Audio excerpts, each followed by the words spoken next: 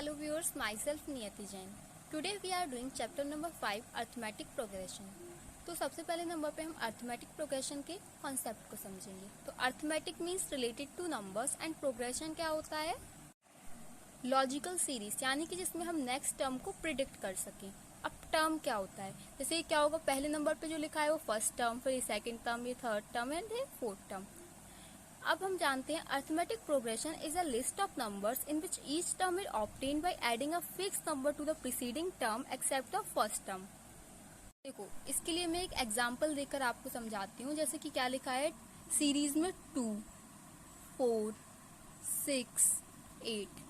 अब इन दोनों के बीच में डिफरेंस कितना आया हमारा 2, और इन दोनों के बीच में कितना डिफरेंस है 2, और इन दोनों के बीच में डिफरेंस कितना है, यानी कि सब में क्या है, हम 2 को ऐड करते जा रहे हैं। यही डेफिनेशन में लिखा है, is a list of numbers in which each term is obtained by adding a fixed number.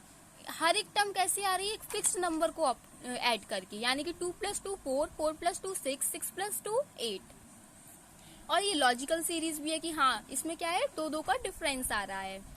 इसमें क्या है, नेक्स्ट टर्म को प्रिडिक्ट भी कर सकते हैं। कैसे, 8 है, 8 + 2 कितना हो जाएगा हमारा 10, फिर कितना हो जाएगा 12।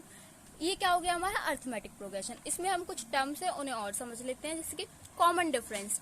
डी को हम क्या कहेंगे, कॉमन डिफरेंस। ए इसमें क्या रहता है, फर्स्ट टर्म। पर्टिकुलर टर्म के लिए कैसे शो करते हैं, an या फिर tn को लिखकर।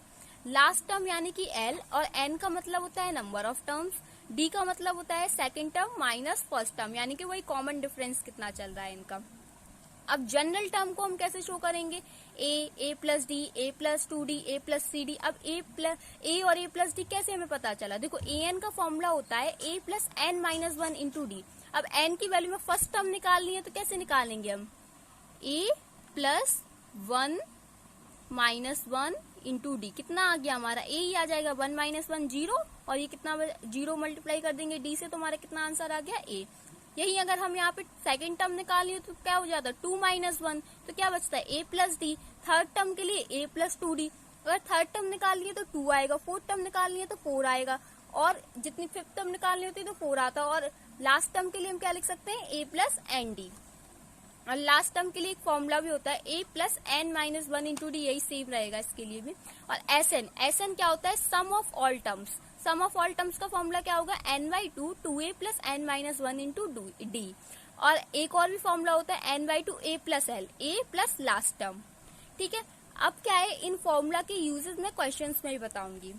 अब पहले नंबर पे हम एक्सरसाइज नंबर 5.1 को देखते हैं। In which of the following situations does the list of numbers involved make an arithmetic progression and why? हमें इस क्वेश्चन में बताना है कि इतनी ज्यादा में इक्वेशंस सिचुएशंस दी गई, इसमें अर्थमेटिक प्रोग्रेशन हो रहा है, अगर हो रहा है तो क्यों, यानी हमें रीजन भी बताना है। तो पहला क्वेश्चन है हमारा, The taxi fare after each kilometer when the fare is ₹15 for the first kilometer and ₹8 for each additional kilometer। यानी कि अगर हम कितने तक जाते हैं, इसमें हमारे पहले कितने लगेंगे, 15 किलोमीटर जो उनका फिक्स्ड है। फिर अगर अपन को उनके जो कितने किलोमीटर फिक्स है उससे ज्यादा जाते हैं, एडिशनल किलोमीटर जाएंगे, तो हमारे 8 रुपीज क्या है, ऐड हो जाएंगे। यानी कि पहला हमारा कितना है 15, फिर सेकंड में क्या हो जाएगा हम 15 + 8, थर्ड में क्या हो जाएगा 23 +, इसमें देखना कॉमन चीज ऐड हो रही है 8। So that the list of above taxi fare क्या हो जाएगी 15, 23 एंड 31। ए हमारा कितना हो गया 15, डिफरेंस कितना आ रहा है सभी में 8 का, यानी कि इनका डिफरेंस क्या है, सेम है। तो so we can say that if it is this situation which is in AP, इनका कॉमन डिफरेंस सेम है, सब में 8 ऐड करने पर यही आ रहा है। यही हमारी क्या थी, डेफिनेशन में था। अब सेकेंड है, the amount of air present in a cylinder when a vacuum pump removes 1/4 of the air remaining in the cylinder at a time। कि हमारा एक सिलेंडर है जिसमें कितनी अमाउंट ऑफ एयर प्रेजेंट है, x। फिर जितनी बार हम पंप करते हैं तो 1/4 उसका निकल जाता है, तो क्या हो जाएगा T1 x - 1/4x, यानी कि हमारा कितना बचा 3x/4। अब 3x/4 में क्या होगा, अब इसमें से भी 1/4 निकल जाएगा। फिर थर्ड वाले में क्या होगा, सेम उसका भी क्या है 1/4 निकल जाएगा। ये हमारी क्या गई, इक्वेशन आ गई, क्या आ गई 3x/4, 9x/16, 27x/64।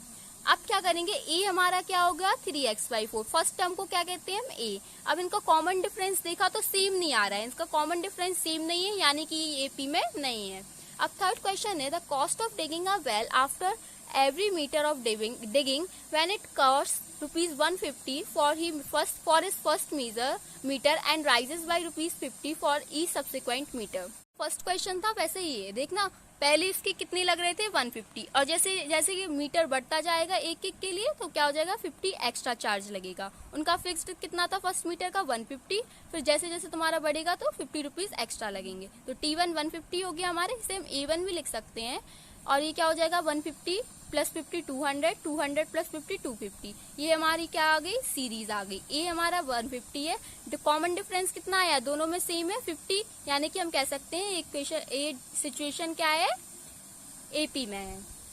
अब हम फोर्थ पार्ट देखते हैं इसका। The amount of money in the account every year when ₹1000 is deposit at compound interest at 8% per annum. तो देखो कंपाउंड इंटरेस्ट का फॉर्मूला क्या होता है हमारा A इक्वल्स टू P यानी प्रिंसिपल वैल्यू 1 प्लस R यानी कि कितने परसेंट का रेट है अपॉन में 100 N यानी कि ईयर। तो पहले नंबर पे क्या है 1000, फिर 1 प्लस 8% का हमारा क्या चल रहा था रेट चल रहा था 8/100 और ईयर कौन सा है 1, तो पावर 1 है तो वही आ जाएगा। तो कितना आ गया हमारा ये। फिर हमने क्या किया फिर 1000 फिर 1 प्लस 8/100 ईयर कौन सा है सेकेंड तो 2 इसकी पावर आ जाएगी। ऐसे क्या किया हमने सारे कर लिए। अब हम देखेंगे एपी में है कि नहीं है। तो इसका कॉमन डिफरेंस चेक किया, कॉमन डिफरेंस चेक किया तो ये नहीं था। तो क्या है ये एपी में नहीं है क्योंकि इनका कॉमन डिफरेंस सेम नहीं है। सेकंड क्वेश्चन है, देखो सेकंड क्वेश्चन है write first 4 terms of the AP when the first term a and the common difference d are given as follows. हमें इसकी 4 टर्म्स क्या है लिखनी है। हमें ए गिवन है और डी गिवन है। देखो हमें ए और डी गिवन है, मैंने आपको बताया था a plus d a plus 2D a plus 3D कैसे आया था। तो ए हमारा कितना है 10, तो सेकंड टर्म क्या होगी ए प्लस डी, तो 10 प्लस 10 20। अब क्या होगा ए प्लस 2D, तो ए प्लस 2 इंटू 10 यानी कि 30, ए प्लस 3D 10 प्लस 3 इंटू 10 यानी कि 40। ऐसे देखो इसका सेकंड पार्ट आप करेंगे, थर्ड पार्ट करेंगे और फोर्थ पार्ट करेंगे। जब तक आप लोग प्रैक्टिस नहीं करेंगे आप लोगों को क्वेश्चंस इतने अच्छे से नहीं आएंगे। प्रैक्टिस करेंगे और अच्छे से आ जाएंगे आपको क्वेश्चंस। और अगर आपको डाउट हो, आपको चेक करना हो आपका सॉल्यूशन सही है कि नहीं, तो मैंने जो है सॉल्यूशन की PDF जो है डिस्क्रिप्शन में दी हुई है, इससे आप देख सकते हैं। तो देखो सेकंड पार्ट आप कर, ये सारे पार्ट्स ही कर लेना, सारे इजी हैं। अब देखो थर्ड क्वेश्चन क्या है, for the following AP side the first term and the common difference. ये सारी एपी में है, आपको क्या लिखना है इनका फर्स्ट टर्म और कॉमन डिफरेंस। फर्स्ट टर्म क्या होगी इसकी बताओ 3, और इसका कॉमन डिफरेंस क्या होगा नीचे वाली टर्म में से आगे वाली टर्म को माइनस कर दो, कितना बचा 1 माइनस 3 माइनस 2।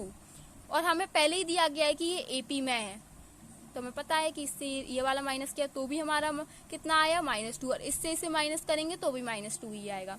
ऐसे ही आपको सारे पार्ट करने हैं, आप चेक कर लेना अपने सारे सॉल्यूशंस।